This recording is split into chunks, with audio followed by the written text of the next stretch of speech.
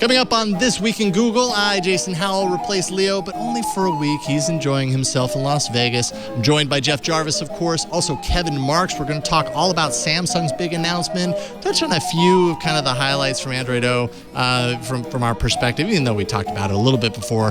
Touch on that a little bit. Also, some privacy stuff that's going through Congress right now that could affect you, and a whole lot more. This Week in Google is next. Netcasts you love. From people you trust. This is Twit. Bandwidth for This Week in Google is provided by Cachefly. CACHEFLY.com.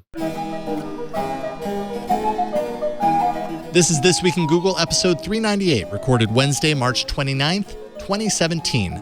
None more black. This episode of This Week in Google is brought to you by NatureBox, delicious snacks made from high-quality ingredients. Eat well and feel better. Visit naturebox.com/twit to save 50% on your first order. And by Segment, the leading unified customer data platform. Segment collects data across your websites, mobile apps, and cloud platforms and delivers it to over 170 third-party tools and apps. Get 3 months free on the Segment team plan when you sign up at segment.com/twit. And by Blue Apron, the #1 fresh ingredient and recipe delivery service in the country. See what's on the menu this week and get 3 meals free with your first purchase and free shipping by going to blueapron.com/twig. It's time for Twig. This Week in Google, I'm Jason Howell filling in for Leo Laporte. I think Leo is in Las Vegas. Hopefully it's nice, sunny, and warm, and he's enjoying himself there. I know he's enjoying himself because he's not doing a show. There's a picture from his feed. What's that?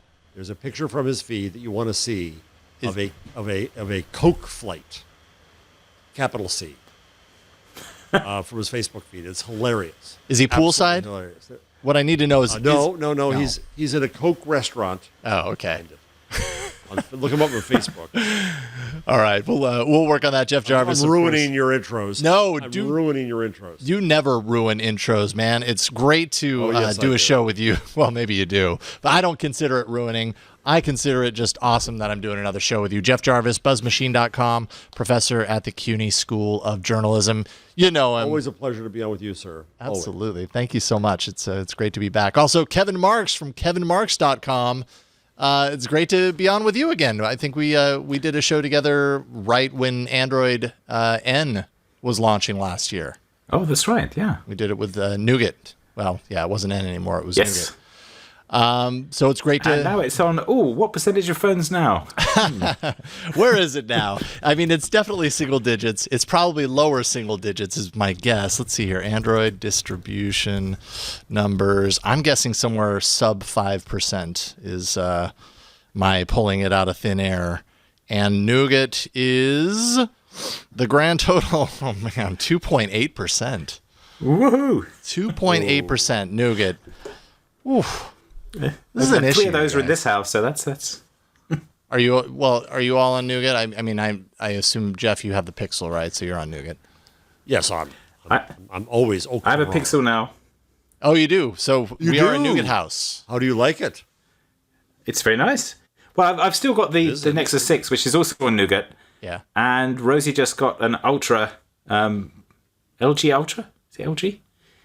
Which is also a Nougat. So we're well supplied with Nougat machines now. You're part of the 2.8%. But 2.8%. We're in the with the anomaly. Yeah. Man, that is rough. Do we think this is ever going to be a problem that's going to be solved in the Android world? It probably won't. I mean, how do you solve this? I don't think you do. It's just... Well, I mean, they've sort of half solved it with sending updates by other means. But yeah, it's kind of a shame. It is. I mean, yeah. I mean, because sorry, we're 2 months away from M or something, aren't we? Maybe there's an I/O coming shortly. Well, yeah. So we got the information on the developer preview for O. I'm assuming you guys talked all about that last week. Actually, O, not M. I'm going away. Yeah, because you do. Did you guys dive into that last week? Not really. No, I have not. No, we didn't. I haven't looked at it actually. What's new? Well, there's a number of things here. Let me pull it up. I just assume so because I think Android O was announced last Wednesday. I'm not sure it didn't come out until Thursday. Was it Thursday? See, full disclosure, I was out on vacation last week. I was in Canada, so I had no mobile network. Things are slower there. They were for me because without mobile connectivity, I was able to enjoy life without a phone for the most part, except for the camera. And I got to tell you, it was really, really nice. But I found out about Android O like 2 days after it actually hit. And so I was kind of completely in the dark. So if we didn't talk about it, I mean, hey, it's here. We're talking about it right now. So just a little bit of insight into what to expect, at least with the developer preview. There's going to be some improvements to notifications. For the most part, there's like notification groups.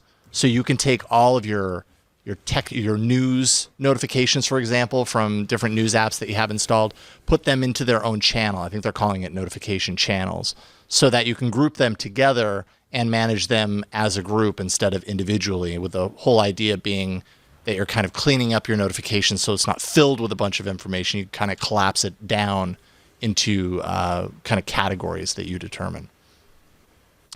That could be handy, I suppose. There's also kind of like time management around notifications, so you can snooze things to later if I wanted to manage my notifications the same way that I manage Google Inbox emails, for example. So like you get an inbox email, and within the app you can either swipe it one way to delay it or archive it or whatever. It's kind of making notifications a little bit more like that.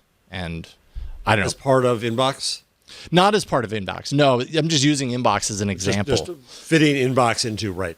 Yeah, I mean, this is literally taking your notifications and applying kind of like being able to snooze a notification to later. Because personally, I use my notifications as a to-do list many times, which means I always have these notifications hanging out up there because I don't want to swipe them away because I want to do that a little bit later. And if I swipe it away, I might forget because I know myself far too well, and I will forget. So this is a feature that I'm super, very much so looking forward to. Better kind of built-in autofill for things like password managers. So if you use LastPass, 1Password, a bunch of different password managers right now, there's okay integration into Android where it's kind of hacking into the accessibility features to allow for, drawing over the top of other apps to insert your passwords into the places that they need to go. But in essence, it's kind of a hacky way to do it. And I'm amazed that we were able to do it up until now. Well, with Android O, they're going to kind of build that into the OS in an official way so that it can be done securely and it won't be kind of a hack job the way it is kind of right now. Let's see here. What else? Lock screen shortcuts. So, on the, let's see, I don't know. Well, yeah, I don't think I'm showing anything off. But on the down in the corners, you have those little shortcuts. You can assign those to whatever you want. So instead of it being a camera shortcut on your lock screen, you could assign it to any app or a bunch of actions, that sort of stuff. Let's see here. What else? Background management of apps, which I think is actually probably a really good thing for battery. It's something that iOS does really well, right? Like Android is really good for allowing you to multitask and everything because the OS is very wide open as far as allowing apps and developers to have access to the full phone even when it's not in the foreground and everything like that. Well, what happens? Some apps go rogue and they kind of take over the process in the background, and in turn your battery performance takes a hit, performance of the device takes a hit, whereas on iOS it's really kind of like more or less it's a single there's a single app in focus and everything else in the background is really limited, and that ends up improving the performance of your device. And it sounds like with Android O, we're going to get a little bit more of that. It's going to go deeper in controlling what's going on in the background. That's good. I mean, I had that problem when I'm in the UK at the moment, and before I got a local SIM, I was on the T-Mobile roaming thing, which is throttle to 2G. And that was a great way for all my background apps to just sit there and spin and then die and crash. So my phone would just sit there and lock up for random amounts of time. So that was definitely education on why we need that. Yeah. I mean, always looking for better battery and performance with Android. And it seems like the last 2 or 3 major versions, they've really they continue to roll out improvements that are hopefully extending our battery. I think a lot of the Doze improvements from N and Marshmallow and Nougat have really helped. I mean, they've helped tremendously as far as I can tell. So managing the background stuff is even better. Well, it's so strange that, as Kevin said, when I am abroad and it's roaming, that hurts. And then if I ever leave Waze on, I'm dead. If you leave Waze on, okay, because it's just Waze, churning, and that's probably using up a lot of resources in the background. But then every once in a while there'll be a day where suddenly I look at it and it's 11%, and I don't know, and it just says Android system running, and I don't know why it dies. It's very rare, but it does happen occasionally. Yeah. Well, that was the weird thing I found was that when I got my, so I got my new Pixel XL, so my old Nexus 6 I just left on the side, and it kept running for 5 days because I wasn't touching it.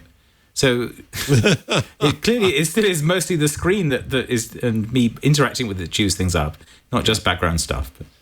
Yeah, well, I mean, and it's lonely. It's not even just screen, right? Like, with Doze, if it's just sitting on a counter, Android is smart enough to realize that it's not moving around, so it's not in a pocket, so it doesn't need to be kind of ready to do anything, and so it really kind of limits things down. And yeah, that's just one of the ways where Doze has really, and those battery improvements I was have actually really helped. impressed that it lasted that long. Yeah. Oh, totally. I've seen that with tablets too. It used to be, because I don't hardly ever use tablets anymore, but I'll charge it up and then I'll forget about it, set it down, and I'll go back to it a week, 2 weeks later sometimes. And I mean, it used to be that it didn't matter what you did. That tablet, even though it was just sitting there, wasn't going to last more than a couple of days. It wasn't smart enough to maneuver that. And now they can last many days before. But I will add, not nearly as long as the iPad that I have had at the house. That one time I charged it fully, used it, set it down, completely forgot about it for almost a month. Went back to it, totally still on, totally had battery power. I was like, wow, that's awesome. I mean, you could literally forget about it for a month and it's still powered up, which is crazy. Wow, it's like Kindle-esque, yeah. Yeah. So, we're getting there. A number of API changes, of course, for developers that'll make them happy. Picture-in-picture mode. I mean, all in all, like, I'm still really deciding, I don't know, based on what I've told you, and there's some, kind of like UI enhancements with settings pane and stuff like that, but really no truly like, oh my God, I got to have that thing right there. This is the reason to have Android O, that you could put on a commercial and someone would be like, that's a cool new thing. I have to have that new version. Anything that I've even read out that jumps out at you and strikes you like that? Nope. You think they're hiding stuff back until I/O? They usually do to some degree. I mean, we definitely learned more about Nougat or Android N at the time at I/O than we did in the developer preview that they unleashed like a couple of months prior. They got to hold on to some secrets, right? They can't let it all. And also things that aren't working as well right now, like it's a developer preview. This is literally earlier access than they normally do to just get developers kind of get their minds going as far as how they're going to build their apps. So are you using it? And all that. I'm not yet, actually. Like I said, I was out on vacation last week. I only got back Monday evening, and I've been super slammed this week, so I haven't had a chance to install it. I don't know if I'm going to put it on the Pixel. I have the Pixel C in the other room that I think I'm going to install it on first to just like play around with it. And maybe once it's more stable, then I'll live with it on the Pixel or on the Google Pixel phone. And that's where you really start to see a lot of those little changes and everything kind of firsthand. It's one thing to read about the features. It's another thing to like live with it and in a couple of days, you quickly realize the things that are cool about it and maybe the things that need to be fixed before the next developer preview. But the weird thing, I installed the developer preview for N last year, and I didn't realize about half the rapid app switching and that stuff. I had no idea it was there because it was so subtle. Right. there's long press and double clicks on the app switch icon was like, I didn't know I was able to do that. And then I once you imagine discover that, you're users. like, game over. Right. That is like the best feature in the world. I love that. No, that's a useful feature, but you still have to remember it's there, and that's the Yeah. And I suspect for most users they won't realize it's there either. Mm-hmm. It's one of those like it's so well integrated it's too hidden. Yeah, that's true. That's true. Yeah. Yeah. So that's Android O. We did not. Thank you for that. Well, yeah, no, I just kind of assumed, like I didn't even throw it in here. I assumed it would be in there, but maybe it came out a day later and I completely missed it. We were probably blathering about philosophy or something. Well, today we'll stick pretty close to Google, I think, for the most part. We've got some things outside of that. The big announcement, and I was on hand here this morning on set along with Ron Richards from All About Android, and we were covering Samsung's big news. Samsung unveiled their next flagship device, the Samsung Galaxy S8, or rather the S8 family, because now there are two different sizes of the S8. There's the S8, which is a 5.8-inch display, and then the S8 Plus, which is a 6.2-inch display. And not just a display, infinity. That's kind of subtle. Yeah, subtle, but I have to imagine, like everybody that I've been reading says the 6.2-inch is sizable. Like, it's a beast. But they say infinity display because there are no bezels on the side. It wraps around. All their devices do that now. Well, so when we were shopping for new phones, I originally got Rosie the Galaxy S7, and she said, I don't like this. This is no improvement over the previous Galaxies. I need something bigger, so I got the Ultra instead. So clearly that would have worked as a thing if it was actually available and not just being pre-announced for 3 months. Yeah. I think it's interesting that they're going all in on the wraparound display. I mean, the whole device. Yeah, I'm still not sure about that. That I didn't get that one because that was like, I don't want extra touch things on the side that's going to annoy Rosie when she tries to use it. And I fly a lot, so you have to hand your phone to somebody to put it on the thing to read it, and they're so careful not to touch any surface so it doesn't go off. And now the Edge is there. Right. Well, yeah, and I mean the Edge initially had like extra functionality built into it. It was like Samsung. Is that gone? When Samsung first started rolling out the Edge, they were really trying to justify why it existed. And so they built in, you can have a second, it's like a side display and it's, shortcut bar. I don't think I'm guessing that that's probably not gone. I'm guessing that there's a little bit of that built into this, but that's really not the focus. They didn't mention that a single time during the presentation today. Wow. It was all about, isn't this a beautiful device? We've removed the bezels on the side by wrapping the display around the edges. We've taken the front button that you're used to seeing. I mean, it's iconic for Samsung's Galaxy brand, and they've removed that, although actually they haven't entirely removed it. The button is a physical button that resides underneath the display. So when you're looking at the display, you don't see the button, the home button on the front, but it's there. So you have to know, and it's pressure sensitive, kind of like Apple's 3D Touch. Weird. So you it's pressure sensitive. You push down hard there, and that will act as the home button. So a little bit of learning, I guess, as a user. That exists. They seem to be trying hard to hold on to that. Yeah, I know, right? Well, maybe, I mean, man, it's just been the way it has been for them. It's probably just, they consider it to be an iconic feature of their devices and, a signature of their brand and don't want to let go of it. Don't let go of your signature, They did move the fingerprint reader to the back, and it's actually right next to the camera. Google wins one. Yeah. So the on the Pixel, you've got the fingerprint reader kind of dead center on the phone with a camera all the way up there. On the S8, the fingerprint reader is right next to the camera.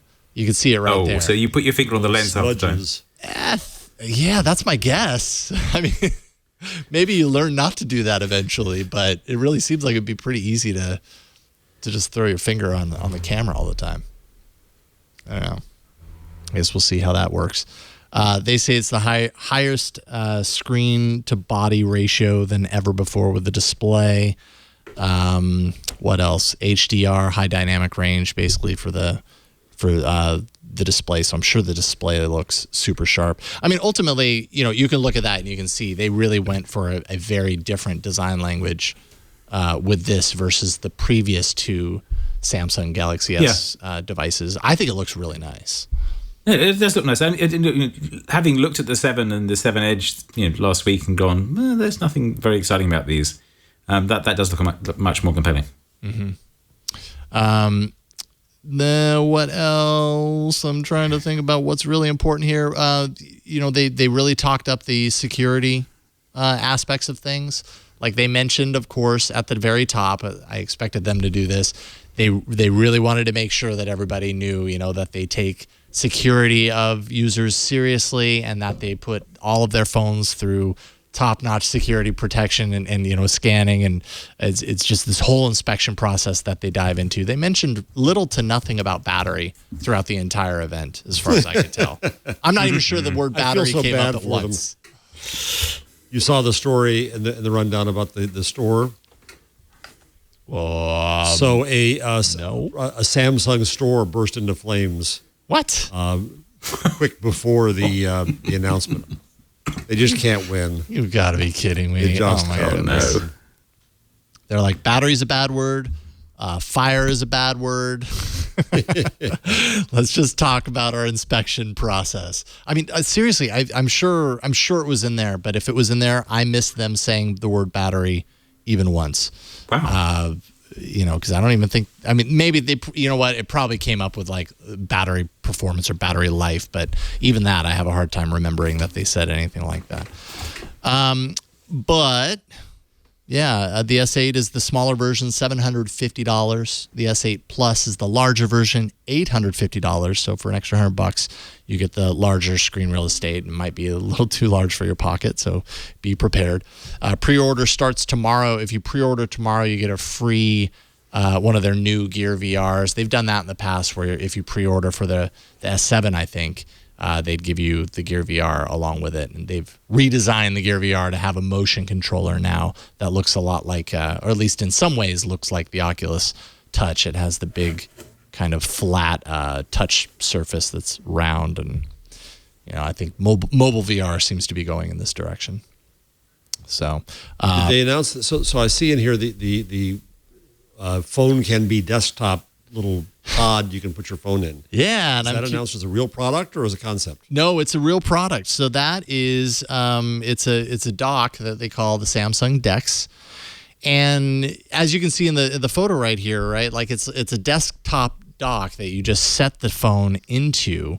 It has connectivity for a keyboard, for a mouse. It has I don't know if it has Ethernet, actually, now that I think about it. But basically, you drop your phone. It probably doesn't, actually, because it's all coming from your phone. You drop your phone in there, and if you have a monitor plugged into it, it then turns your phone into a desktop environment. And, you can use your keyboard and your mouse and operate your phone through the desktop environment. They have a partnership with Microsoft to make Microsoft's suite of apps more compatible and work better in that environment with resizable windows and all that. The stuff you would expect out of a desktop class OS. It looks like it does have Ethernet. Does it have Ethernet in the back? The Engadget picture. So if you look at the link there. Oh, okay. There's a picture of the back. So it's not just fully wireless. Okay. That's interesting. Yeah, that is interesting. So, I mean, what fascinates me is there are other products starting like this. It gets you to the point that you don't need a computer. Your phone is your computer. Yeah. I guess my question is, but who's doing this? I mean, I realize it's the future, potentially, that why do we have this desktop? But I don't know, like, I just don't see myself... I don't see myself going, from now on, I'm going to use my phone as my computer at home. I'm going to get a monitor, a keyboard, a mouse, plug it into this thing, and now my phone is my computer. Like, I respect that this is a direction, like we've seen this before. Motorola did it with the Atrix, I believe it was called. And, it keeps happening, and they keep trying for it. But I don't know. I feel like... Here's where it makes sense to me. Yeah. Is in the enterprise. In a company like ad agencies that hotel you and have you move around desks and you never know where you're going to be. Mm-hmm. Now, to an extent, Google Drive solves that problem. I can use any computer anywhere, and Chrome OS solves that problem. Right. But if I want my own stuff, my local storage, and some apps and other things, then, it's a way that I can move from desk to desk and city to city and always have, or hotel to hotel even, potentially. And always have. But what is it running? Is it running like Android. a Chrome OS like thing? So it's running an Android, but they've tweaked it to behave better. Yeah, I mean, I guess so, Samsung. but Kevin, all I travel with anymore is my Pixel C. Okay. So I'm using Android with docks with Chrome and Drive, and that's it. You're living in this world, in a very similar world to this. But does it feel Chrome OS-y or does it feel Android? I haven't played with that enough to understand it. Because it's Chrome. It's just Chrome. It's basically Chrome. Okay, yeah. Don't forget. I'm living La Vida Google as I do. I've been on Chrome OS for 2.5 years. So my window to the world is Chrome, period. Chrome OS is good. Yeah, no, I like it. In fact, I get irritated now. I Chromebook forgot. I still use. Sorry. Well, the Pixel. I get irritated now on my. You go. I'm still using the Chromebook Pixel that I got at Google I/O 3.5 years ago, whenever it was, nearly 4 years ago now. So am I. That's what I'm on right now. Oh, I love this little guy. Yeah, no, I love this machine. Although I am running into slowdowns and stuff on it. But that's, I mean, there is this. We're at this weird sort of plateau in Moore's law now, where that's what's happening. I've been refreshing all my hardware. I bought a new Mac, and it's like, I have no reason to buy this year's Mac. I can buy last year's Mac and have ports I actually want to use, rather than buy this year's Mac and have to buy a bunch of new cables. And there's no sort of obvious improvement in performance in the newer Mac over last year's model. And it's the same with using the Chromebook Pixel that's 3.5 years old does not feel like using a terrible slow machine. So there's this sort of strange thing that's happened, to computing performance. It used to be that a 3-year-old device would feel far too slow to use, but we've hit the threshold of acceptable performance. But also we've hit the sort of knee in Moore's law where we can't, we're not throwing more CPU speed at things anymore. What we're throwing is more execution units, and so what matters is how much stuff you're doing in parallel, as opposed to does this year's model feel that much faster than last year's model. And it was literally true with the Macs that lots of people saw no reason to buy the new MacBook Pro, and I'm getting the same feeling with this stuff, and that's going to be a problem for them as they try and sell the phones as well. The screen technology has got a bit better, but there's not much else they can point to here and say this is better than the previous one. Mm-hmm. Yep, that's where we are with all this stuff. We're waiting, waiting for our new Steve Jobs. But that's the thing. Last year it was like, well, it's going to be VR, and you're going to strap your phone to your face, and everything will be wonderful. Yeah. And it's like, but no. Yeah. Zuckerberg thinks, 5-10 years from now, that might actually be the case. And who knows, he may be right, but it's hard to say at this point.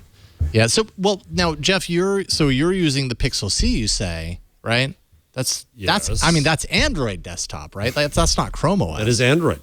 No, it's Android. But I'm using a Chrome browser all the time. Oh, I see what you mean. Okay. I mean, I do use apps too, right? Yeah. But actually I find, because, here's the thing, it's interesting. Because the apps are not rewritten to be able to handle larger sizes, like United Airlines, I'm just as well off going to the website than going to the app on the Pixel C. It's a very good app, and I use it on my phone, but the web version is just as good. It's frustrating when I can't get the large web version of some things through the browser. That's a problem. So it's not perfect. Right. But I do note with pleasure and anticipation.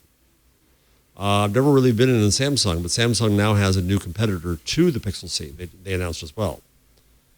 There's a rundown on the rundown. There's a rundown of them on the rundown against each other, and it has one feature I'm dying for, which is LTE built in as an option. Yeah, you request this every time there's an anytime there's an iteration to the Pixel, right? And that's one thing that the initial to the computer or to the tablet. Yeah. Well, yeah. You don't find tethering good enough. It's always special with me. I'm always special because I have an AT&T grandfathered unlimited And I just, on a matter of principle, I refuse to give it up. You can't tether that account. But even if I could, having to pull the phone out, turn on the tether, wait for it to connect. I in my old days with my Pixel 7 and my, what'd you call them then? Not Pixel. What did they call it then? Before Pixel? Nexus. The Nexus? Nexus. Are you Nexus. talking My Nexus. okay. Jeez, how soon we forget. My Nexus 7 had LTE, and it was just always on, and it was really easy and good. Yeah. And my original Chromebook had LTE, and I loved that. Give me an option. Oh, that was my annoyance here. So I've got good broadband in the UK here. It's Virgin Media, but when it drops out, they don't drop it properly. They put up they serve a web page from the Wi-Fi hub saying, we're having trouble with your connection. They man in the middle all your web connections with that, so that my phone, which would quite happily switch over to 4G and I wouldn't notice, suddenly behaves really weirdly because all the web connections have turned into spurious web pages served from the local Wi-Fi router, which is really annoying. That is super annoying. Let the smart devices be smart. It's like, stop overthinking this, router. Yeah, exactly. No, so you were talking about the Galaxy Tab S3, Jeff. We actually, Florence Ion on last night's All About Android kind of dove into that in detail. She's been playing around with it. She says it's really nice. The S Pen is an awesome touch.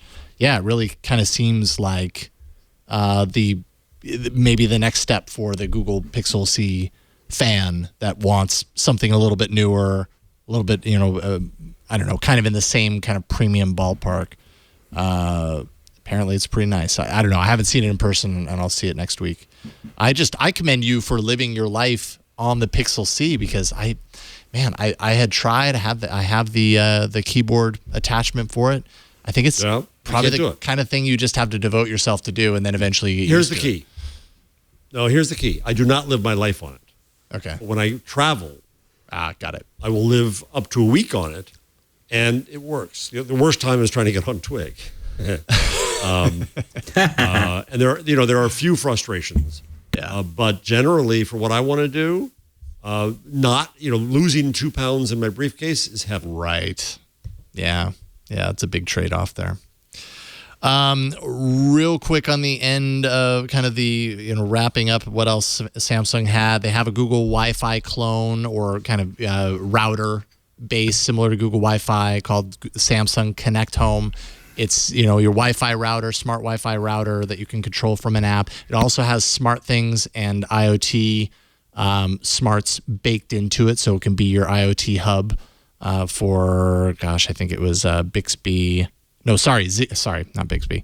That's something else. Zigbee and Z-Wave. Zigbee. Bixby is Samsung's proprietary digital assistant, by the way, which they now have. That was another announcement. But anyway, so there's because Samsung loves to do that, right? You've got these things that you're already using. We've got ours now too. You should use it. Well, that's the other reason to not buy a Samsung device. Is like, now I have 20 copies of all the apps that I already have, and I've got to try and turn those off, and I can't. What Samsung did with this is, in the S8, they have a dedicated button on the side of the phone to summon Bixby, which I have to imagine they had to do, because otherwise people might not remember to ever use it. If there's a dedicated button, they'd be more inclined to remember that button goes to Bixby. But you have to ask yourself, like, why use this versus, Assistant or any other number of digital assistants that are on these devices by default, thanks to their agreement with Google. So, do you think the assistants will become free of their platforms, that even on an Android device I'll be able to use Siri? Is that going to be their business benefit at any point, or is it so tied as just an extra benefit and there's no business model for it, so you got to tie it to the hardware? That's a really good question. No, well, Siri's a weird one. I can't see Apple doing that. I couldn't see that either. Alexa, you can run on Android, I think. Mm-hmm. Well, you can on certain Android devices. And as you see here, Cortana is available, of course. Microsoft makes Cortana. So, I mean, in some ways, they are available. So I can use Cortana on my phone? Yeah, you could. Yep, just install that app, and it's a little different from Windows 10 Mobile in the sense that on Windows 10 Mobile, Cortana has more access to the underlying layers of the phone. In the same way that on Google, on Android devices, Assistant, especially on the Pixel, as one example, Assistant has more hooks, I think, on the underlying, operations of an Android device than maybe a third-party one would have, because it's Google. But yeah, you can install Cortana, and they even have, it brought it, as you see here, to the lock screen, so you can summon it from there, removing kind of an element, kind of a step to get there. So, yeah, I couldn't see Siri doing that, though, or Apple doing that with Siri. But I mean, Bixby, Samsung's offering, it actually is related to Siri in the sense that it was partially the result of Viv. Samsung acquired Viv back last year, and Viv was created by some of the people who created Siri. So it's very incestuous. It's all coming together as far as that's concerned. And then new Gear VR, I already mentioned that. New Gear 360 spherical camera. They updated that for full 4K. I guess the previous version was like 90% 4K, apparently. Now it's full 4K. They also redesigned it, so they took away the kind of tripod legs, and they moved the battery down in that base, so it allows for the spherical camera. I'm not sure how much I like that. Smaller. I'm not sure. I'm just a creature of habit, but the sphere was neat because it could go on any tripod. Yeah, exactly. That's one of my fears. My complaint is that you could unscrew that sphere and put it on anything. Put it on the top of your snowboarding helmet, for example, or whatever. Yeah, and a little bit more flexible. Standard this one's mount. a little bit more locked down. What's the on that? There's a window on the handle. Do you know what that is? That's bring back the picture of it. Down. I'm pointing to it. What does that do? Down at the bottom. The round thing in the bottom, yeah. Well, on the Gear 360, on the first version, there was a display. I believe there's a display on the top, and that's just your digital readout of so that's mode just and display, stuff. okay. Yeah, that's my guess anyways. I haven't seen that in operation, but I'm guessing that's probably where they moved that. That would make sense. And it supports live broadcast, which, by the way, Facebook unleashed fully today, the ability to live stream 360-degree video content. This is going to tie into that, also into live streaming to YouTube, to the Samsung Gear VR. So you're going to be able to use this to live stream in real time, 360-degree video, which is pretty neat. So, when you get your front seat at the Bruce Springsteen concert or wherever you're going, bring your 360 and everyone else can see it too. You probably shouldn't do that. That's probably against the rules. But anyways, we're probably going to get those a device or two in-house to kind of spend some time with and review on the show. I'm sure Leo's getting one. I have to imagine Leo's going to get one, and you're going to see it here in a few weeks. Yeah. So, nice looking device. I like it. And real quick, before we get to our sponsor read, I should just also mention that Samsung is going to be refurbishing Note 7s. So they're going to be reissuing the Note 7 stock that they had claimed from all of the battery explosions. So they're going to re-release it to certain markets as a refurbished device or rental devices. It's not coming to the U.S., though. But they're, instead of just throwing this all in the ground a la Atari, they're going to put it to some use again and give it new life, which I think is the right move. So, good stuff. All things Samsung. Let's take a quick break and thank the sponsor of today's episode of This Week in Google, and that's NatureBox. This is probably the part where a lot of you are going to get super hungry, because I've got a NatureBox right here full of delicious snacks that I'm not going to eat right now because I want to be able to actually, read and talk. But I'm tempted because a peanut butter graham jam sounds pretty delicious right about now. What do you do when you want a snack, but all you find is junk food everywhere you look?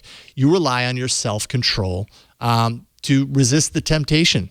Don't go there. You eat the junk food, though, anyways, and that probably doesn't feel very good. Well, now you can start snacking healthy with NatureBox. NatureBox makes snacks that actually taste great and are better for you. They're created with high-quality ingredients that are free from artificial colors, flavors, or sweeteners, so you can feel great about snacking. I've actually had the peanut butter graham jams. Those are delicious. There's also, in this box in particular, blueberry almond quinoa bites And over time, I've realized they must have someone who enjoys the position of naming all of their snacks in ways that make you salivate. Nutty Power Clusters, zesty nacho curls. I don't know. They do a good job naming their snacks, and they're as delicious as their names imply. NatureBox recently made their service even better. Now you can order as much as you want, as often as you want. No minimum purchase is required, and you can cancel anytime. So it's super simple. You just go to naturebox.com. You can check out their snack catalog. It's dense. There's a lot of stuff on that snack catalog. There are over 100 snacks to choose from. They're constantly adding delicious new snacks to that list. You can choose the snacks that you want, and then they'll deliver them right to your door. It just comes in a box. Open it up and get to snacking. With NatureBox, you'll never get bored. There are new snacks every month inspired by your feedback, by customer feedback. You can give them a great idea, and it might end up as a snack. If you ever try a snack you don't like, NatureBox will replace it for free. Right now, you'll save even more. NatureBox is offering our fans 50% off your first order when you go to naturebox.com/twit. So it's your time to get to snacking with NatureBox. That's naturebox.com/twit for 50% off your first order. And we thank NatureBox for their support of This Week in Google. So let's see here. We got some Googly news, starting with a bunch of messaging related moves tied in with G Suite. It's like Google is taking their messaging ship apart piece by piece and repurposing pieces and different apps, and it's not confusing at all. Google Talk apparently is dead as of June 26th. It's going to be end of lifed. That's the chat that you're used to seeing in Gmail, if you're still using Gmail and not Inbox. And they're going to be replacing it with Hangouts. I think this was kind of expected at some point that they would get rid of Google Talk, right? Its days were numbered. Is it still going to be a sidebar, or are we going to have to go to another tab? I think it's going to be a Hangouts window, as far as I can tell, kind of similar to what you're seeing with Google Talk. But yeah, actually, that's a good question, because in Inbox it is a sidebar, right? It kind of occupies the side of the screen instead of being that little pop-out window. That's right now. I think that's an issue, but yeah, it was very convenient to have it there. Yeah, I would agree. Also, Hangouts on Android is going to kill SMS functionality. That's happening on May 22nd. I'm hearing screams in the studio. Yeah, I don't know. How do you guys feel about this? Have you moved on from SMS inside Hangouts? I'm still kind of locked into that world, and I realize I need to jump ship. I forget what I'm using now. I'm using Google Messenger now. But yeah, I'm tempted to switch to Messages. You mean? Yeah, Facebook. Android Messages or whatever they're calling it this week. What does it mean? Yeah, it was Google Messenger for a while, and then they realized that just meant people would download the Facebook one instead, because Facebook made that one do SMS. Funny. Yeah. I know I should probably switch over to Android Messages. I just can't keep it all straight. It's so confusing. Like, no, this is so what we do for a living, and I can't keep it all straight. How's anybody else going to keep it all straight? It's so confusing. No, I mean, I was grumbling about Samsung making a spare copy of every app, but Google has made 5 of these damn things, and it's really annoying. Yeah. Particularly going from the US to the UK, and it's like, okay, I would like to actually bridge all these things into one place. And Google Voice used to kind of do that, but I'm still not quite sure if it's going to ever work. And I'm not sure, when they shake all the pieces and then deal the cards out again, whether I'll be able to bridge Google Voice from my old US account to my UK phone number. Signal, which I thought was great, is tied to your Voice ID, which is really stupid. WhatsApp kind of has a way to do it, but then it gets really grumpy when you do it.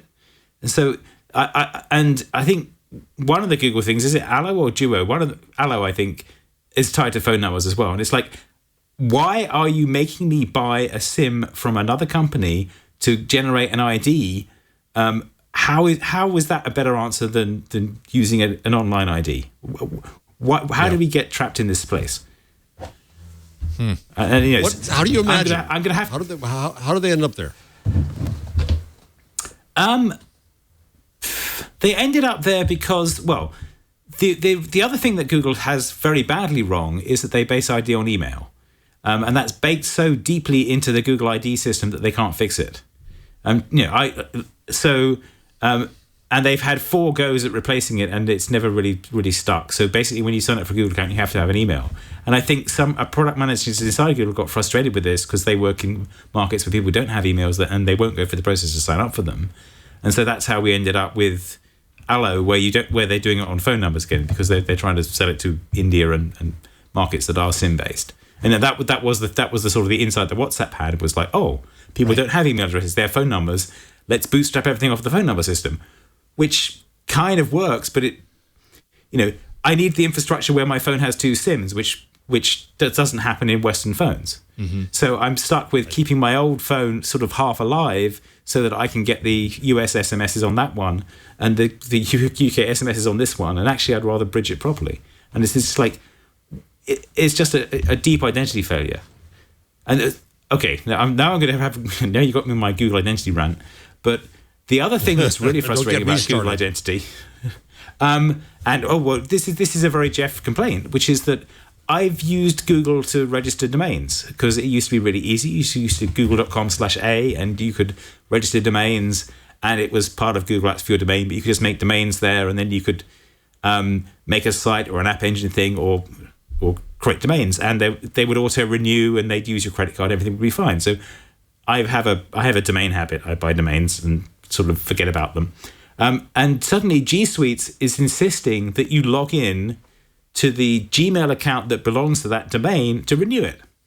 And I've got a bunch of domains that don't have accounts because I just made domains. And then I have apps on them, or I have static pages, or I have something on them. But now I can't renew them. G Suite just completely fails to renew them. No. So and half in some ways this is a good thing in that it's half of them are stupid domains that I bought 10 years ago and never done anything sensible with. But there are a couple of them that come out for renewal now. It's like, I don't actually, I cannot get through your process to renew this, Google, because you're expecting me to log in with an email from that domain that I never created.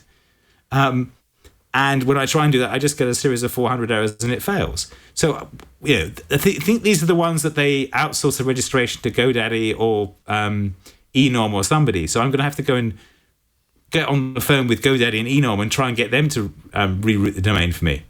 But it's this sort of, the root cause is this strange focus on email that is at the heart of Google's identity system, which they've been sort of trying to fix for at least 10 years and never quite managed to do so.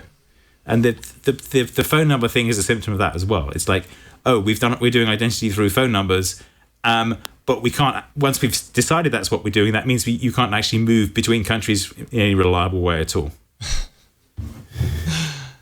Hearing you detail that just gave me nightmarish. I don't know. I just started remembering the time I was on This Week in Google and locked myself out of my own account because of the Google Voice. That was the best. That may have been the best show ever. I mean, and it's kind of the same thing, right? Like, I need the thing to do the thing, but I can't get the thing because I need the thing. Right. Yes. Yeah, that's a nightmare. I mean, and you said it right there. You said, the Google's it has taken 10 years to try and get it right and just not quite there.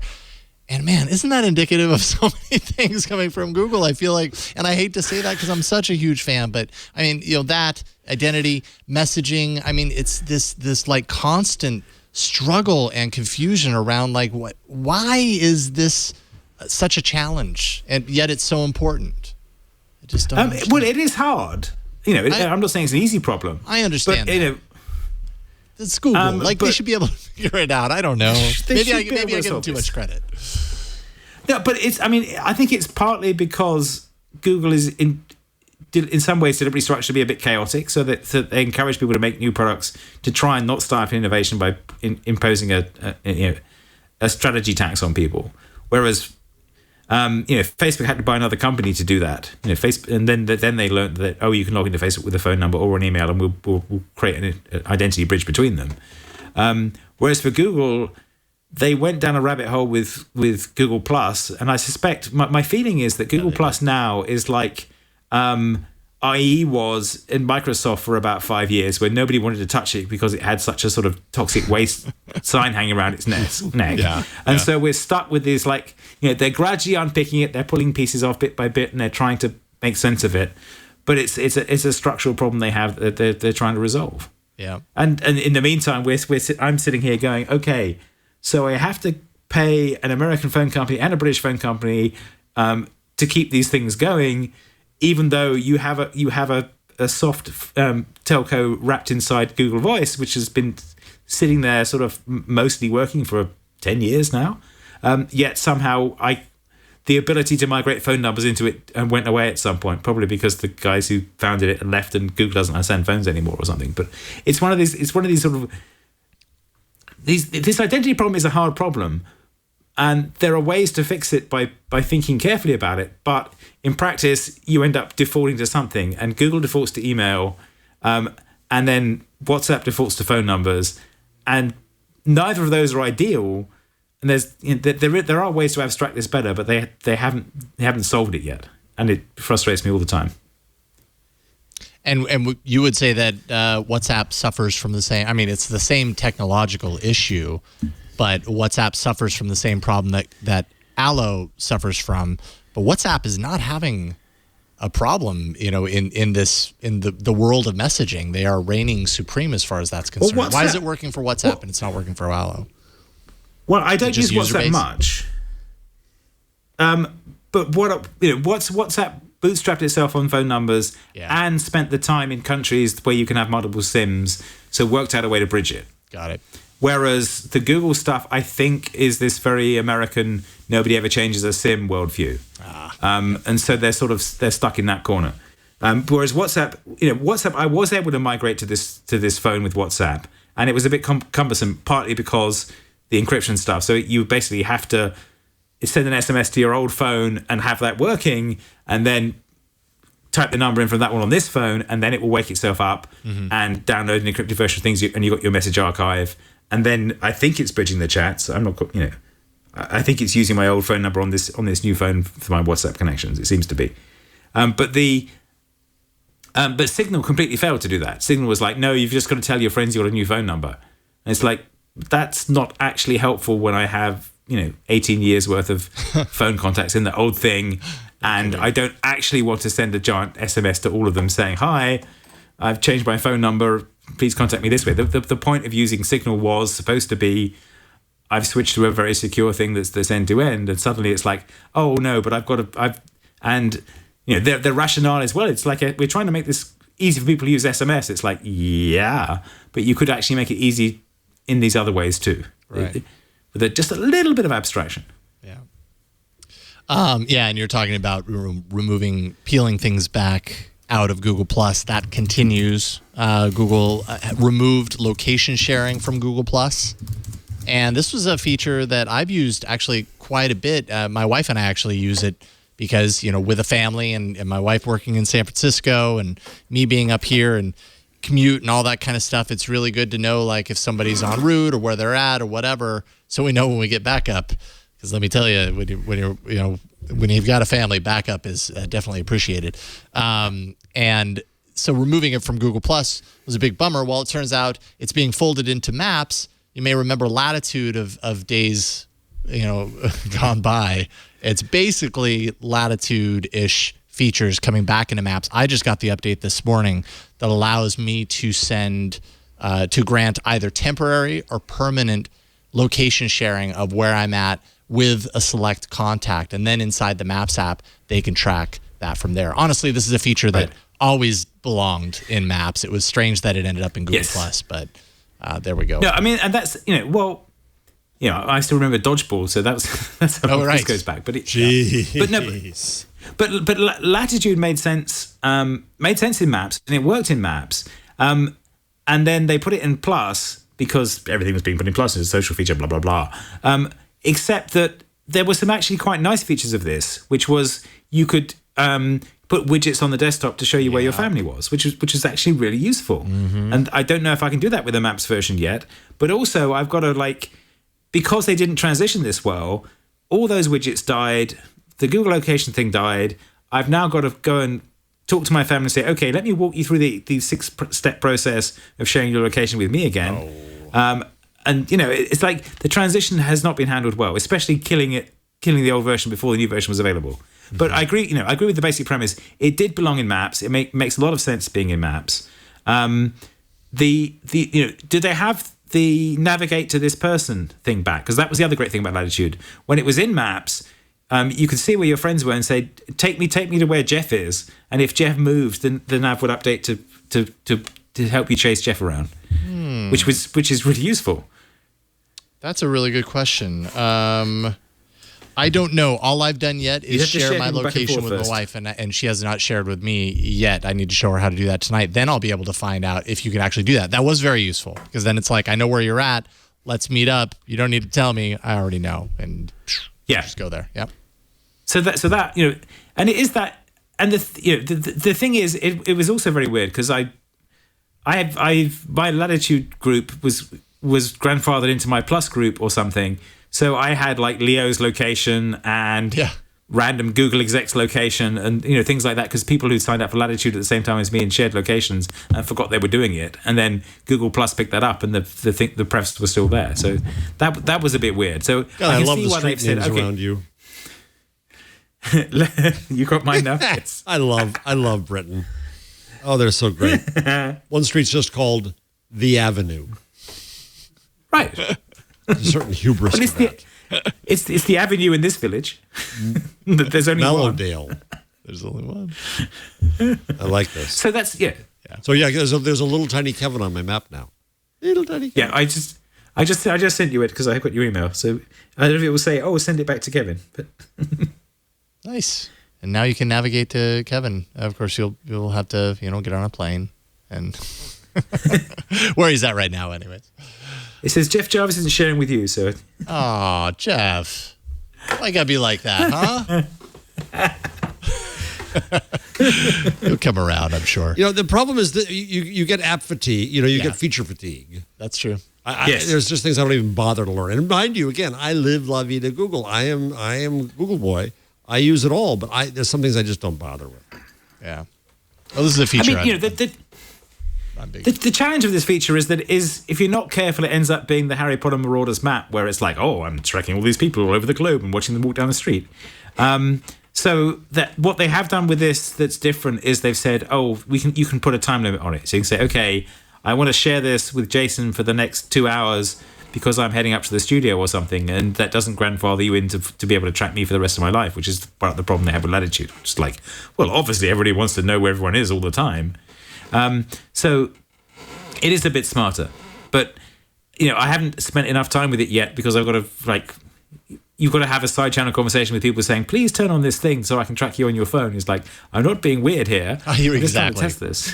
Exactly. That's the hard sell, is like, having that conversation as far as why that needs to happen or why that should happen, why it's a good idea. And especially actually in this day and age of being very critical and suspicious of sharing anything about what you're doing on a daily basis using services. That's an even more tough sell to say, hey, why don't you just share with me all the time or whatever. At least they have the expiration option on there, so you can just be like, for the next 2 hours, this might be important to you, so here it is. So what's the difference between that and the new Facebook person tracking thing? Similar, except I think that's also in the rundown. Facebook's Messenger sharing, which Messenger more and more is becoming not only a messaging app, but also just Facebook's realizing that it's used for people to connect with each other in physical space. And so they're tying in these options like, hey, you want to go get a drink, that built in with a filter or whatever. This is kind of along those lines, and it allows you to temporarily share your live location with either a single contact on Messenger or a group chat on Messenger. And I think they're very similar. I think one of the differences is that in the Facebook Messenger aspect, I don't think there's a permanent option, and there is with the Google, where you can just share all the time what you're doing location-wise. So I think that's a little different between the two. What else? I know we should probably... So I think a big story this week is that within the last week and a half, a bunch of advertisers starting with The Guardian, the BBC, the UK government, Havas, the big... Carson, did we talk about this last week? We didn't, right? Did we? Carson's saying that, yes, we did. Okay. I know that there was the initial, and then there's been more. There was the initial, and so then, yeah, I guess we did talk about it. A running program. We did. Yeah, then Google came back and said, that's right, we did talk about that last week. Sorry, that they would enable people. So now Google is trying to go to the next step and trying to enable more opportunities for people to restrict their advertising. I had an event, a private Chatham House rule, so partially private event at CUNY last Thursday with top advertising agencies, top ad networks, top recirculation engines, top advertisers, plus media people and so on, about 20 people to discuss this. And when we came around to there's a lot of effort we keep on playing whack-a-mole with the bad stuff. And what we probably need is more signals of quality and more safety and convincing the advertisers that they should be there, that it's kind of an insurance for them. It may cost a little more because there's a bit of scarcity here. But there's a lot of movement in my world around trying to get quality around advertising now and get away from the junk. And Google's stuck there. They're just stuck there. I mean, the big challenge as far as YouTube, content is concerned.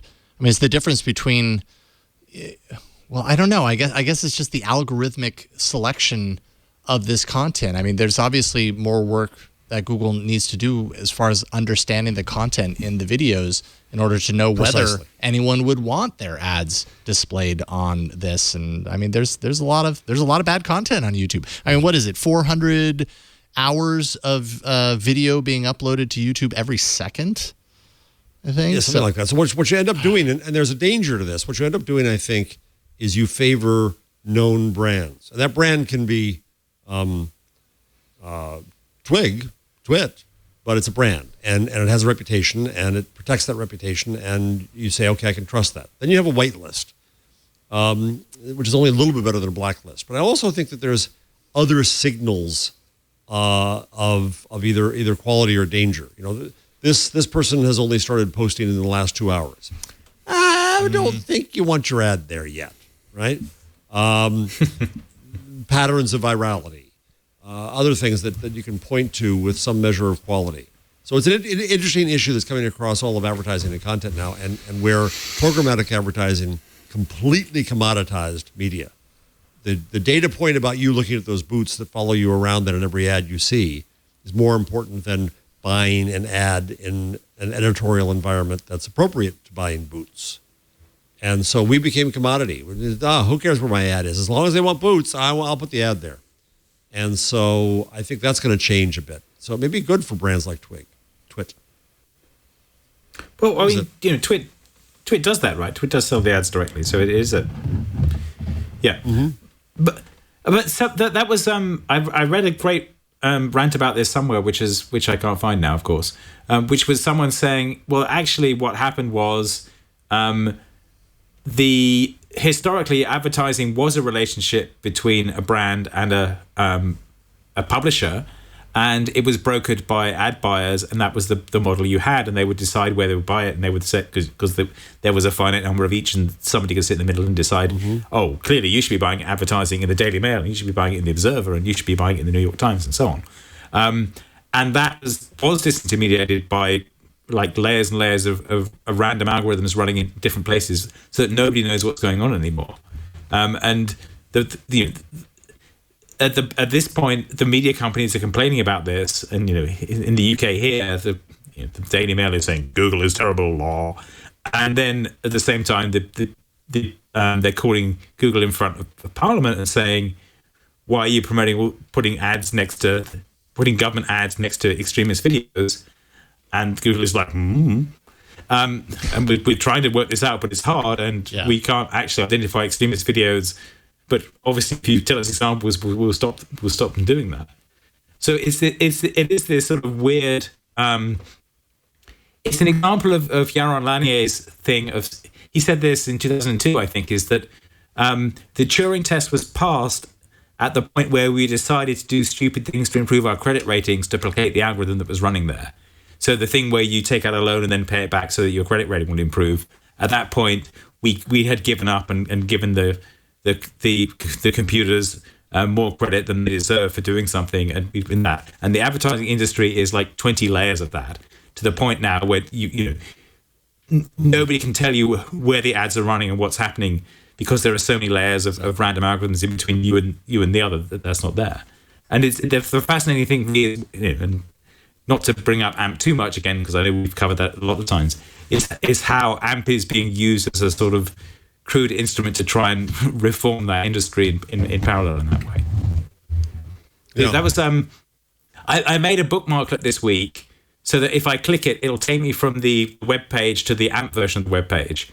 And the reason, and I do this on the desktop, and I can trigger it on mobile by typing. But the reason I did this was mainly because the AMP versions are usually easier to read.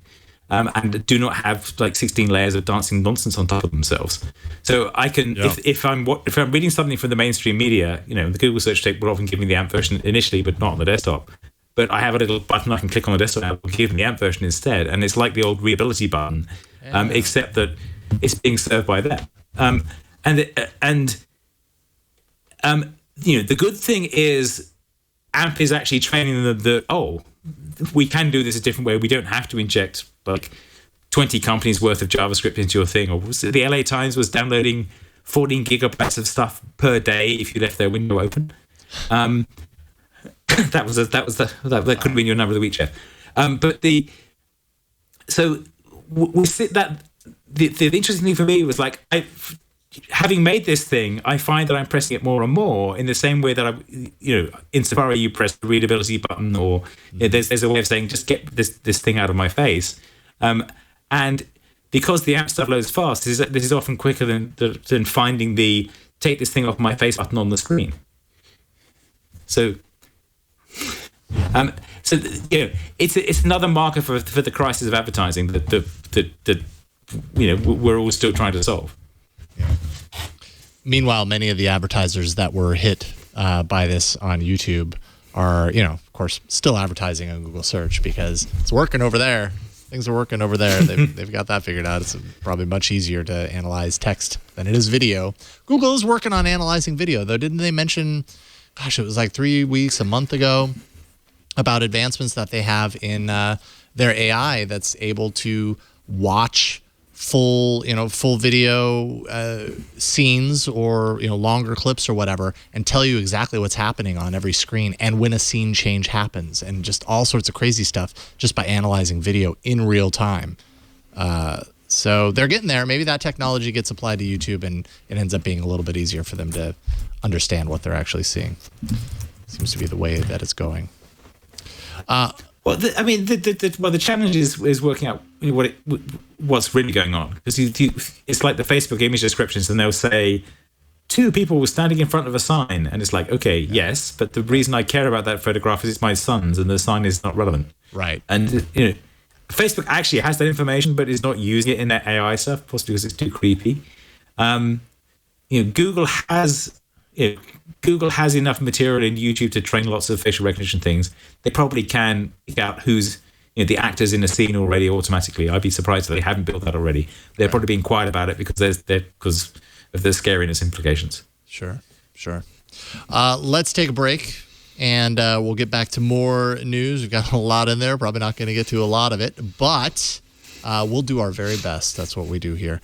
But let's take a break and thank the sponsor of today's episode. That is Segment. Segment is a data hub platform that makes it simple to collect, unify, and act on your customer data across all of your websites, mobile apps, and cloud platforms. There are hundreds of different tools for digging into your data, Google Analytics, Optimizely, Mixpanel. All of these tools can be useful for different teams to figure out how your users are engaging with your business. Unfortunately, many of these tools require you to write custom code in order to gather the data and to set up your integrations. Also, they may only cover portions of your data, not all of it. So, there is a platform that enables writing integration code only once, a single API, a tool for unifying your data, and performing analytics on any platform, from Marketo to MailChimp. And Segment is that platform. It's used by some of the world's best companies like Atlassian, Intuit, New Relic, and Reuters. You can choose from hundreds of partner integrations, including the most popular apps for advertising, analytics, A/B testing, attribution. And that's just from the A section of Segment's diverse partner catalog. With Segment, a developer can quickly integrate a new analytics tool for the data-driven account manager, another for the app-happy marketer, and even another for the data scientist who needs the flexibility of a unified data warehouse. Segment lets you dig deeper as well. You can bring your data from any source. You can import historical data. You can customize what ends up in your data warehouse of choice. And Segment is the customer data platform that both developers and analysts love because of its elegant API and extensive partner ecosystem. You're going to spend time using your analytics data and actually acting on it and not wasting time struggling with custom integrations and all that. Thanks to Segment, your CEO will love your quickly deployed integrations with tools like Zendesk, Intercom, and App Nexus. Over 8,000 of the world's best companies use Segment to drive growth and revenue. And now, Twit listeners can try the Segment Team plan free for 3 months. That's free for 3 months when you sign up at segment.com/twit. Go to segment.com/twit to sign up for yourself and check it out. And we thank Segment for their support of This Week in Google and the Twit Network. All right, Jeff. So we've got a block here to talk about anything that, I don't know, what floats your boat? What in this doc? Because there's so much stuff in here, and I don't want to waste time with stuff that is kind of like meh, when there's really important, interesting stuff going on right now. What do you think we need to talk about next? Let me find out here. Do you want to talk about some of the security stuff? I mean, Well, I think we should. We should talk about history? Congress. Yeah, we should talk about Congress. I think we probably should. I think just at least the UK government too. Yes. Yes. Right. Yeah. Yeah. We can start here. So I mean, go for it. It's not news to anybody. We're not going to report news here. Everybody knows that Congress voted to enable your privacy to still be sold by your ISPs and phone companies. And who was it? So I just posted this. Somebody put up The Verge put up a list of every member of the 265 members of Congress who sold you out to ISPs and how much it cost to buy them. All of their, I'll put this up on the rundown now. So it's a shame. That's where we are. That's where we are. There's very little protection for us as consumers anymore. And the thing I don't know is this. Somebody said on TV yesterday that you can still tell your ISP and your phone company not to do this. You have to go to the effort to do that. Does anyone know what it takes to do that? And can somebody make that into a nice, easy feature that we can all just go and write automated letters demanding that they not share our stuff? Yeah, that was one of my big questions. I mean, should be reiterated because I feel like a lot of the reporting and stuff that's happening around this is not. It's not as easy to read it and understand that like no rules have been in place yet. This is how it's been. This rule that the FCC put into place said that by the end of 2017, they would no longer be able to do this. They still can. So I haven't seen any information. If the rule was to force ISPs to be upfront as far as what data they are collecting and how they want to use that and allow you to choose either way. Well, now without that rule, I mean, is there still any chance? Do you still have any control over it? Like, is it the kind of thing that you could step in and say, actually, don't include me in that? Or are you just kind of included in part of this because you are a customer and you have no choice? I haven't seen anything that says that you do, that you have that ability, but I would love to see it. I agree. Well, I mean, that's the challenge because it's, the shorthand is like they're showing your browser history, but actually what it is they're showing your DNS lookup. The workaround is to not use their DNS if you can, but that isn't always straightforward, and setting that up is not something you can easily explain to people. So it is one of these. It's this sort of nasty thing where the ISPs, the telcos, have this Google, Facebook envy where they want to do the kind of data mining stuff that Google and Facebook do, but actually they're not any good at this. If they were any good at data mining, they wouldn't spam you with sign up for our service when you've already got their service stuff, or they wouldn't when you type in a URL that doesn't exist, serve you a page that is full of the worst ads in the world. So actually, they're terrible at this, but they would love to have the story that, oh, we can do the same kind of ad tracking nonsense that Google and Facebook can do. So there's a sort of skunk works inside every telco that's trying to do this kind of thing, and that lots of them got in trouble for this kind of thing in the past because it does violate the net neutrality and the separation of powers rules that exist in different countries. Mm-hmm. And the Trump administration's. The Trump administration sort of reflects the thing is saying, well, we should just let corporations do things because corporations know what they're doing and governments don't, and that's they're reversing the sort of more sensible rules that were in place. But the real answer is that, well, we need to encrypt all our connections and use non-default DNS and not be able to be man in the middle in annoying ways. But that's hard when that's the company you're buying the connection from. Mm-hmm. Now, Jeff, did you put this in the chat? Yeah, Popular Mechanics, which is it does great stuff, by the way. It's not often seen. Does have procedures and links for where you can opt out. So, for instance, if you go to Verizon, nice.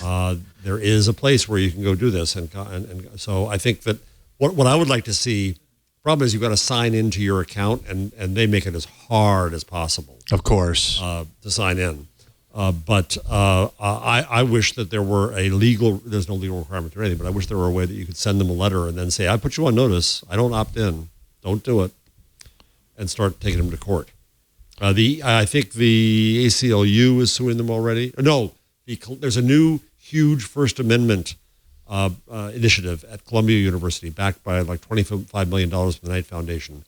And they are filing suit around this now. I'm sure there'll be more too. If it makes you feel any better, there's a guy named Adam McElhenney who created a GoFundMe page to purchase the browser history of those who voted for the bill, for the recusal of the bill, as well as those who supported the recusal within the FCC. And he plans.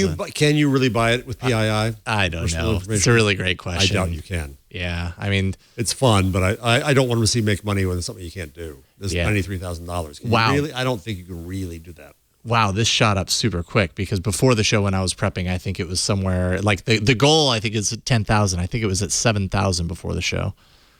Now it's at $93,788. Yeah, I mean that's a big question. And I was kind of reading through some of the comments on this GoFundMe page, and there was a lot of support, but there's a lot of people like, okay, well, what happens with this money, and kind of urging him to get in touch with the EFF so things can be done a little bit more, I don't know, a little bit more coordinated instead of random guy sets up GoFundMe page because it's a hot button topic.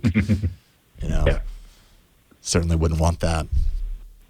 But anyways, that exists, and and I'm really happy that you found that, Jeff, the Popular Mechanics thing. So, I suppose the sky isn't totally falling, that you can actually log into your ISP and have some sort of controls, but it still doesn't feel very good. But no one's going to do it. Well, that's the problem. Pain in the rear. Yeah. They're going to make it difficult. It's fine print.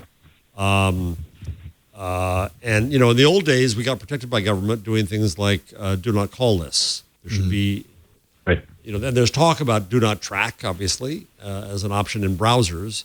But now your ISP just knows too much. Mm-hmm. It knows it all.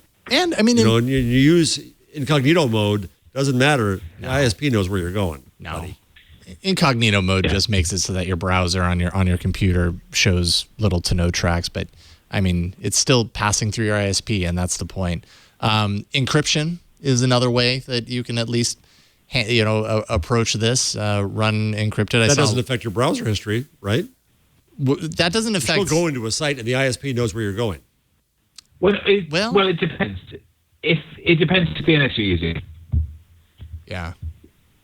Uh-oh. So you can use Google NS, and then Google will know what you're doing. So that's the other trade-off. So, and you can use a VPN, but then they can go to the VPN port and see what's going on there. So go to the beginning or the end port. Point of VPN. Yeah. It depends. It depends who your adversary is here. But yeah, the ISP becoming an adversary is kind of bad because they do have control over. Yeah. And I'm sorry, Kevin, you're breaking up. So we heard part of that, but I think we heard what we needed to on that point.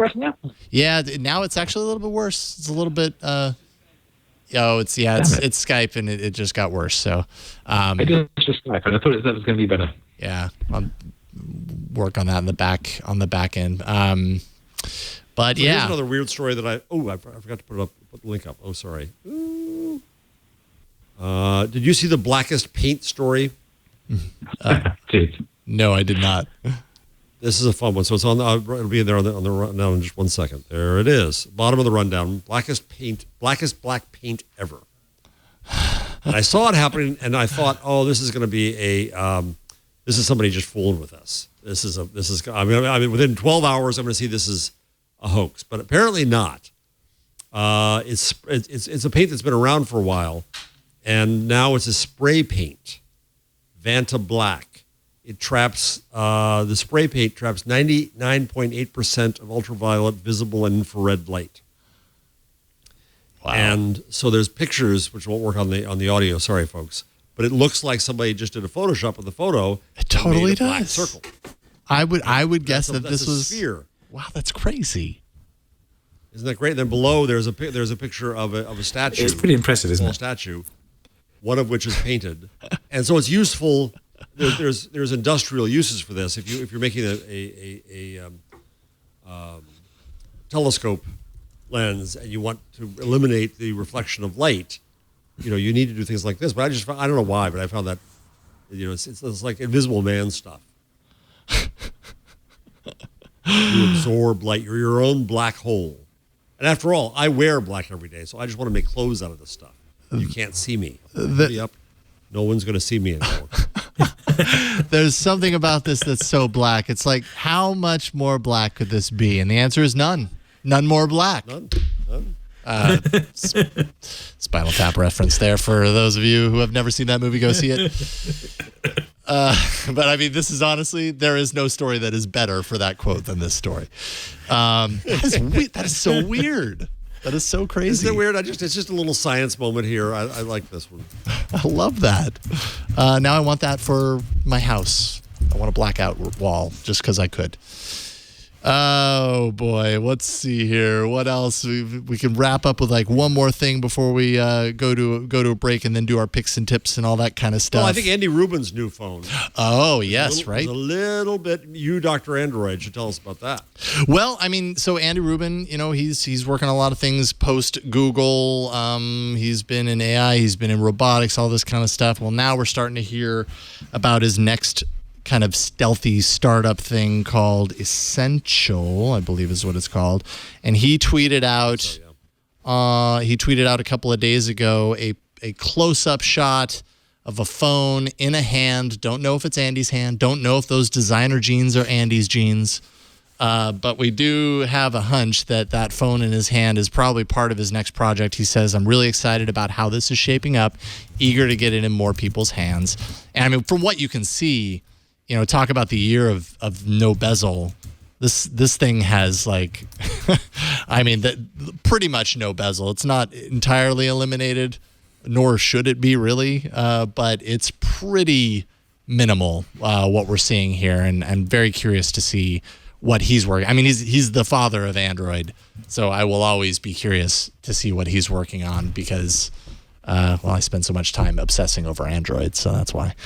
But I don't know. It looks interesting. The rumors say that we might actually hear something by this summer about an actual product. It's supposedly going to be as they all want to be, a competitor to the iPhone, kind of a premium smartphone. Might have some 3D touch features. I think I read somewhere that also that it would have some sort of a way to plug in hardware components into it with like a proprietary connecting system of some sort. So you could plug in like a spherical 360 camera, or, you know, I don't know, maybe the modularity ship has sailed at this point, and this is a little late to the game, if that's what this is touting. But we don't really know much beyond that. It's all kind of rumor in this little tiny corner Twitter shot. But and Eric did say that it's going to be Android. Yes, Andy Rubin's phone will run Android, which is good news. Yeah. And I missed the Eric quote. I just assumed because it was Andy, it was going to be running Android, but that's good to know. I assumed too, but you know, who knew? Yeah. No. Hey, that's a good piece of additional information. So I'm excited to see anything that he's working on. If he created Android, hey, he's good in my book. He's a smart guy. Anything else? I'm just looking over here real quick to see if we missed anything obvious. And I think we might be good. I think we might be pretty good. Yeah. All right. How about you guys good job, Mr. Host. Prepare yourselves for the tips, the numbers, the picks, the stuff, whatever they happen to be, depending on who we're talking to. Before we get to that, let's thank the sponsor of today's episode. This is yet another time during today's show where you will get very hungry, because this episode is brought to you by Blue Apron, the #1 fresh ingredient and recipe delivery service in the country. I love Blue Apron. We got our box yesterday, and I think we have like a catfish sandwich as part of the box, and I can't remember the other item, but we're going to be making one tonight, that's for sure.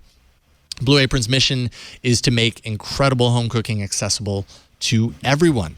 Blue Apron delivers seasonal recipes along with fresh, high-quality ingredients to make delicious home-cooked meals. And every meal comes with, it's like a whole kit that you get in the Blue Apron box when it arrives on your step. You get a step-by-step, easy-to-follow recipe card. You get pre-portioned ingredients to match that recipe card that can all be prepared in 40 minutes or less. And I've made a lot of these meals. They are solidly under 40 minutes, which is great when you don't want to spend all night cooking in the kitchen. If you happen to spend a lot of money, a lot of time at restaurants or high-end grocery chains, well, you're going to get something where you're spending under $10 per person for a delicious meal with Blue Apron. Not all ingredients are created equal, of course, so it's important to know where your food comes from. And Blue Apron sets the highest quality standards for their community of over 150 local farms, fisheries, and ranchers across the U.S. And by shipping the exact amount of every ingredient that's required for a recipe, Blue Apron is reducing food waste. You use it all. It all goes into the pot, so to speak. Their freshness guarantee promises that every ingredient in your delivery arrives ready to cook, or they'll make it right. Blue Apron delivers to 99% of the continental U.S. There's no weekly commitment, so you only get deliveries when you want them. And you can customize your recipes every week based on your dietary preferences. Choose from a variety of new recipes every week, or you can just kind of let Blue Apron's culinary team surprise you and see what they come up with. And that's always nice way to go, because you end up with recipes that you may not have picked, but that are equally delicious, and you end up falling in love with them. Recipes are not repeated within a year, so you'll never get bored. So, for example, a few meals: spinach and fresh mozzarella pizza with olives, bell peppers, and ricotta salata.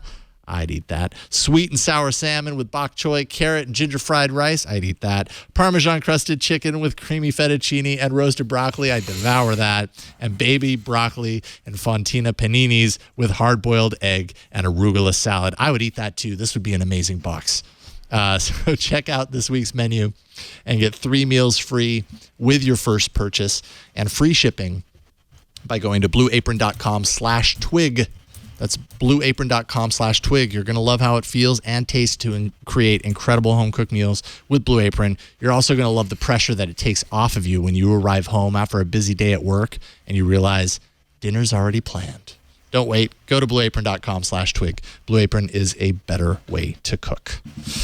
All right. Now that we're all hungry, let's get into the tasty morsels that are our picks of the week.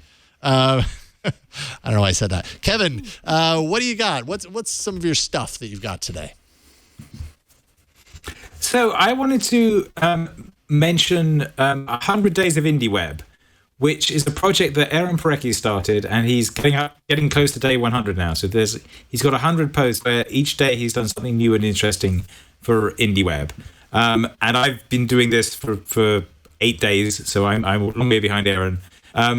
So each day he sits down and thinks about something he can implement that improves the Indie Web in some way. And there's a bunch of really interesting tools and stuff in here. So I wanted to call out a couple of things from this. One of the most recent ones he's set up is a thing called Own Your Swarm, which is a way to take your Foursquare check-ins and send them to your own site. But you basically sign into your own site with MicroPub. You sign into Foursquare, and then when you check in on Foursquare, it posts it to your site.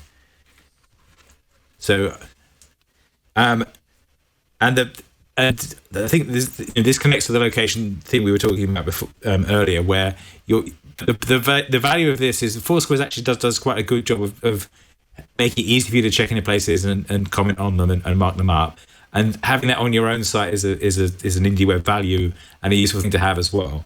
So that's one example. Another example is the one I mentioned earlier, which is the give me the AMP version of this bookmarklet that I made as part of my 100 Days of Indie Web, which you basically add to your browser thing, and then when you're on a new site that's feeling slow, you click the AMP this link, and suddenly the site becomes the clean, readable mobile version.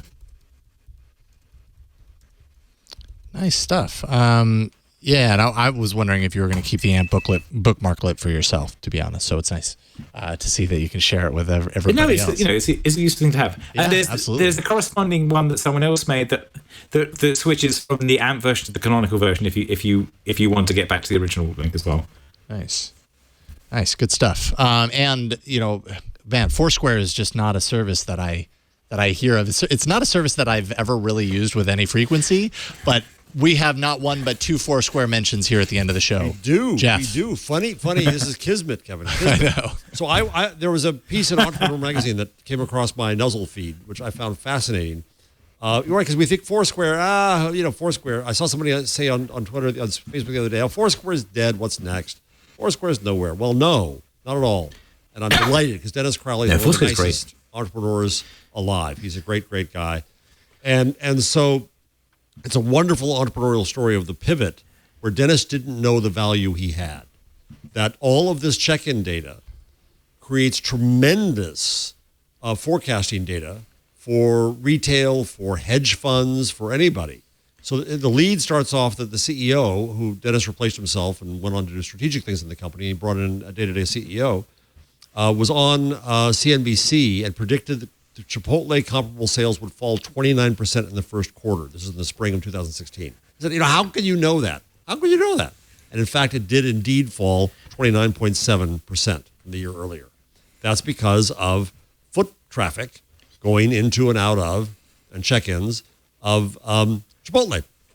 And so it's a great story of Dennis having brought in Steven Rosenblatt just to help with the company. And Rosenblatt came from, I think it was Apple, where everything was hidden. And he said, they opened up the whole company to me. I saw everything you could see.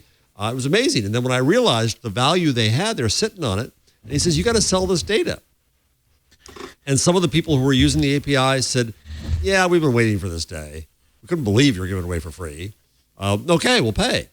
And they made money that way. They had to change the culture of the company around not just making the consumer product, but starting to make the data. And so now it's headed toward, here's the number finally, $100 million revenue and finally profitability. And it's great to see a good guy like Dennis and his brother Jay win. And it's great to see a company this is a great lesson for my entrepreneurial students about how you don't always know the value you have. Yeah, when I wrote What Will Google Do, I argued that AOL was Facebook before Mark Zuckerberg was shaving. They just didn't know it. They didn't know what they had. And that's often the case. You don't know what your true value is, what your true company is. So that was my Foursquare number of the week. Nice. So and then I mentioned earlier on we were talking about dodgeball and latitude. So that was Dennis too. So way back when Dennis invented dodgeball, when he was IPT, I think, which was you would check in via SMS. This was 2005, maybe. Yeah, I think it was around there. Somewhere around then. Long time ago. But you would check into places by SMS. So you would say, I'm at this place, and then it would SMS your friends and say, Kevin's at this place. And they built out this model of that. And then they got bought by Google and went there and tried to get Google to understand this concept. But the challenge they had was that it only really works in dense cities. It's quite hard to do this stuff here in a rural area because there's nobody else around and you can't bootstrap it. But they bootstrapped it in San Francisco and New York, and it was working well there. And Google said, we need to make this work everywhere. And they're like, you need a density of users you don't have yet.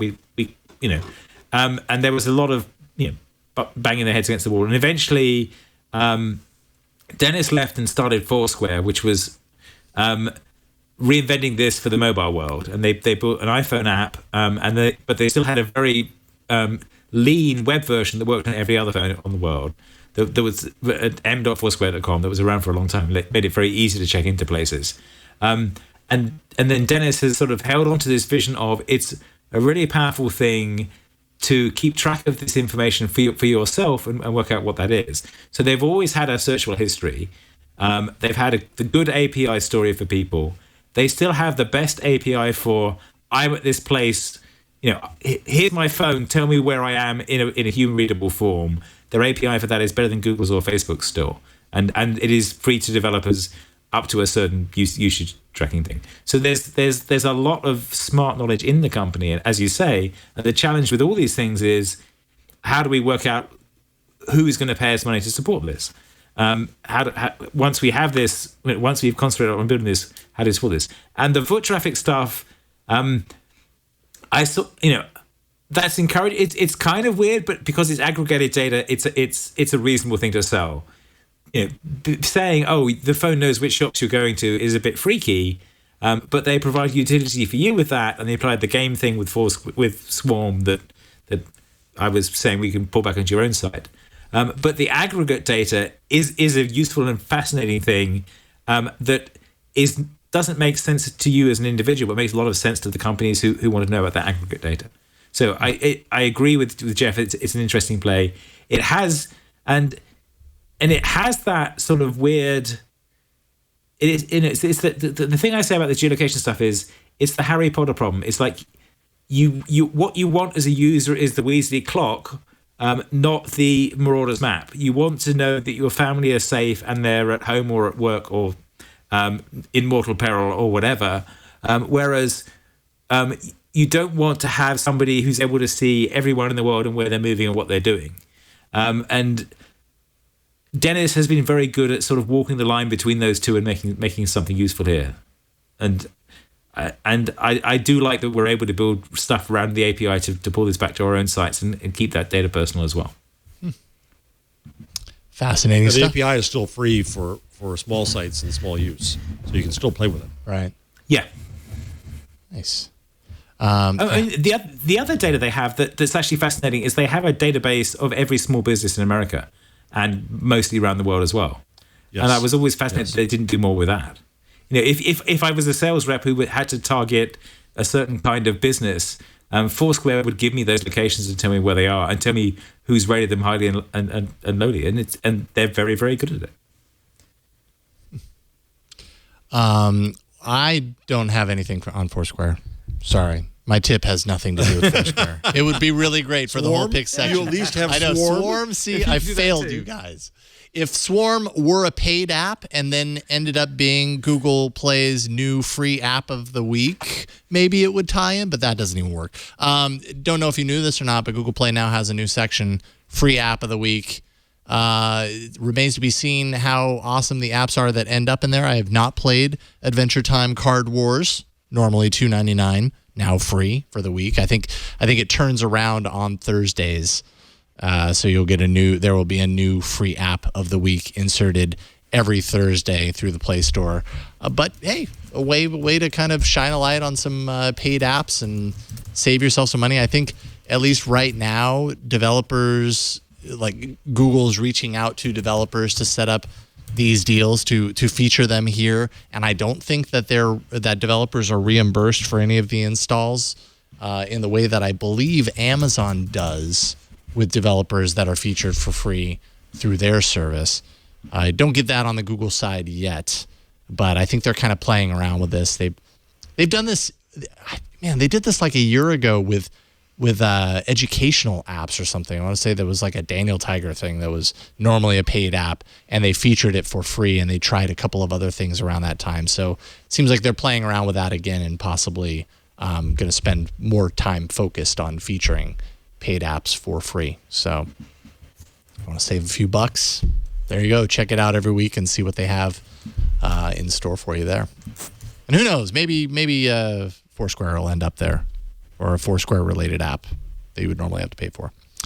But that, as they say, is that. I think we've done good, you guys. Thank you for hopping on and talking Samsung and Google and privacy and Foursquare. Really appreciate it. Jeff Jarvis, of course, buzzmachine.com, professor at the CUNY School of Journalism. What are you working on these days? What do you want to tell people about? Oh, I'll have something soon. Oh, okay. I'm intrigued. It's too bad we don't have that now, but I understand. Jeff. Maybe next week. I don't know. You're going to have to tune in to find out. Oh, shoot. That's right. I won't be on next week. Oh, that's right. You're going to be out next week. I'm on my way to Perugia for the International Journalism Festival. Nice. Have a good time cacio there. Pepe. I have lots of cacio pepe. Just pasta, cheese, and pepper. Oh, that sounds good. I'm a little too hungry. Ambrosia. Sounds fantastic. Have a wonderful time. I'm sure next week's show is in good hands, and then you'll be back the following week. Maybe you can pull the veil off of the secret then.